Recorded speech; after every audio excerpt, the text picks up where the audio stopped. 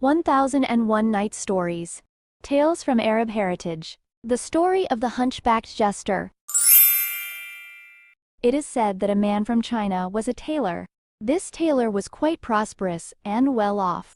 He loved entertainment and merriment, seeking anything that would lift his worries and sorrows. It is also said that this tailor had a wife who shared these traits. The tailor would spend his days working in his shop, and in the evenings, he would go out with his wife, strolling through the streets and enjoying the parks. They would laugh at the comedians and clowns, returning home happy and joyful. This was the cheerful life of the tailor and his wife. One evening, the tailor and his wife went out, as usual. The jester agreed, saying, "Agreed on the condition that the dinner is fish."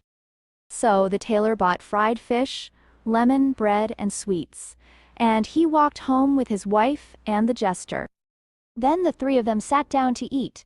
The tailor's wife wanted to have a laugh at the hunchback jester with the food, so she held a big piece of fish and pushed it into the jester's mouth, saying, "You must swallow this piece of fish in one go without chewing it."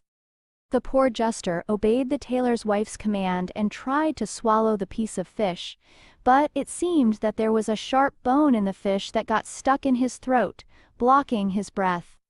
Thus, the poor jester fell down dead. The laughter, merriment, and joy in the tailor's house turned into gloom, sadness, and fear. The tailor said to his wife, "You have killed that poor jester with your amusement." The wife replied, "He was not killed by me, it was his time." If his time had not come, this piece of fish would not have killed him. After things calmed down a bit, the tailor said to his wife, "What shall we do about this disaster that struck us like a lightning bolt? If the police find out that we—" The wife said, "We'll get rid of this hunchback faster than you can imagine, without anyone seeing or hearing us."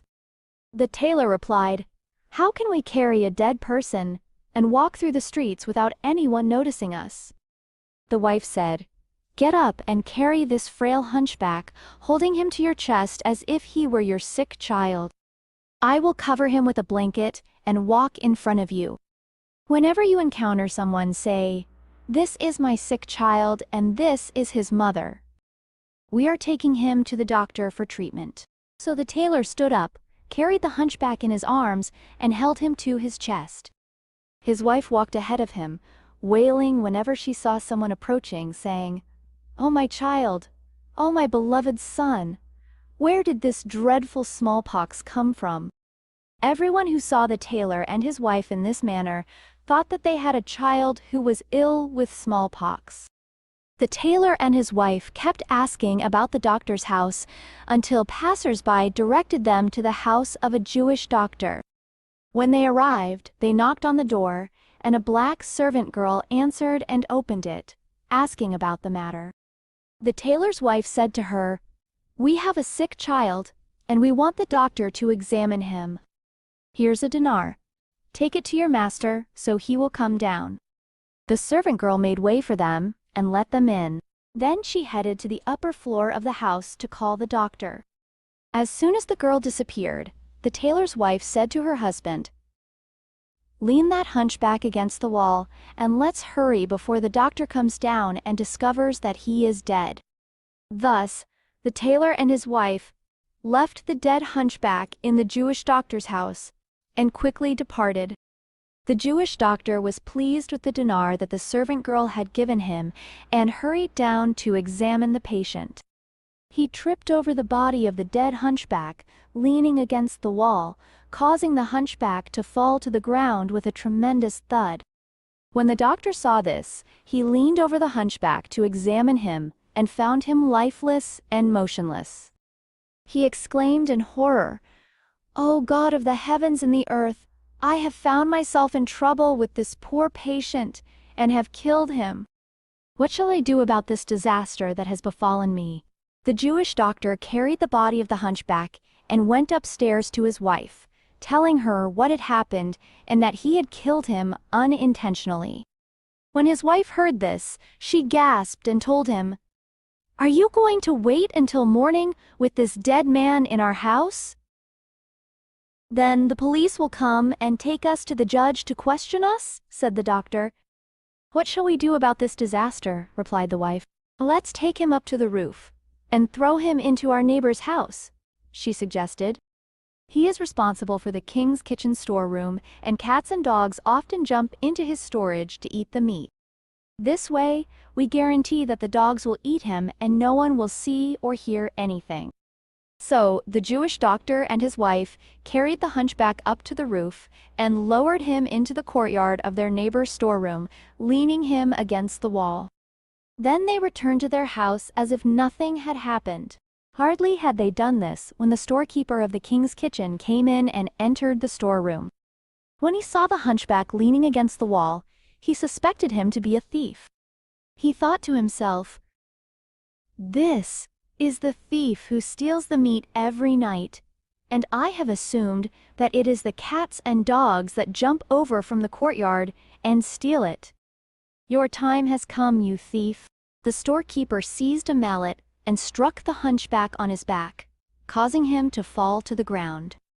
The storekeeper thought he was the one who had killed him and said, "I have killed this miserable thief, and I must take his body out, so that I am not killed because of him. Curse the thieves like you." The storekeeper waited until the end of the night, then carried the hunchback on his back and quietly left into the darkness of the city streets. He carefully made his way until he reached the market, where he leaned the hunchback against the door of a shop and departed. At that moment, a merchant passed through the market, and when he saw the hunchback leaning against the shop door, he thought he was a thief trying to open. He rushed at him and pummeled him until he fell to the ground, continuing to kick him while shouting, "Thief! Thief! Guards! A thief is stealing from the shop." Hearing the merchant's cries, a market guard hurried over and saw the merchant beating the hunchback. The guard stepped forward to seize the hunchback, only to find him dead. He said to the merchant, "You've killed him, and I must take you to the chief of police." The guard arrested the merchant, handcuffed him, and called his colleague to help carry the hunchback. They all walked to the chief of police's office. The next day, the chief of police issued his order to carry out the death sentence by hanging for the merchant who killed the hunchback. He ordered the gallows to be erected in a public square and instructed the criers to announce to the people, so they would come witness the execution of the merchant who killed the hunchback in the market. As the time approached, as the guards prepared to carry out the sentence at a moment's notice, everyone heard the voice of the storekeeper of the king's kitchen saying, "Please, do not kill this innocent merchant, for I am the one who killed the hunchback." Surprise spread across everyone's faces, and the storekeeper stepped forward to the chief of police, who immediately asked him, "But how did you kill him, and what reason did you have for killing him?" The storekeeper recounted that he had caught the hunchback in the meat storeroom in the act of stealing, and he had struck him with a mallet on his back and killed him. Then he had carried him to the market and propped him up at the shop door. When the chief of police heard the storekeeper's confession, he ordered the release of the merchant and took the storekeeper to be hanged. The guards placed the noose around the storekeeper's neck. Just before the chief of police could signal for the execution of the sentence against the storekeeper, the Jewish doctor appeared, pushing through the crowd towards the chief of police, exclaiming, "Please stop the execution of this sentence, for I am the real killer." Astonishment filled everyone's faces, and the chief of police shouted, "How did you kill him, and why?" The Jewish doctor narrated everything that had happened with the hunchback in detail, and the chief of police ordered the release of the storekeeper and the hanging of the Jewish doctor instead. The guards carried the Jewish doctor to the gallows after removing the storekeeper from it and prepared to carry out the sentence. At that moment, a new surprise appeared that astonished everyone present.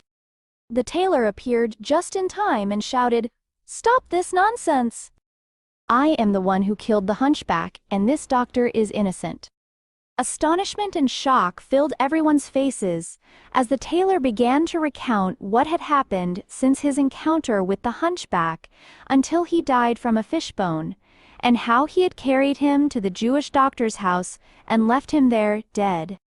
The chief of police was nearly driven mad by what he saw and heard, and he issued an order to the guards saying, "I hope this tailor is the last of the murderers. Release the Jewish doctor and apprehend the tailor." However, what happened next was even stranger and more bewildering. As the guards took the tailor up to the gallows and placed the noose around his neck, a messenger from the king arrived, informing the chief of police to stop this farce and that the bodies of the hunchback and his 4 killers should be taken to the king's palace, as the king would investigate this mysterious case himself. What could be the connection between the king and the hunchback? And what was the secret of his interest in investigating this matter? What is the relationship between the story of the 3 apples that bring death and destruction and the story of this hunchbacked clown? Don't forget to subscribe to the channel and activate the bell icon to always be the first to receive all the updates. Party Popper Sparkles. Join us on a journey filled with exciting adventures and thrilling stories that will take you to new worlds. Globe Magnifying Glass. Follow us for more amazing stories and even more excitement that will keep you on the edge of your seat. Don't miss out. Surprises are waiting for you. Rocket Open Book.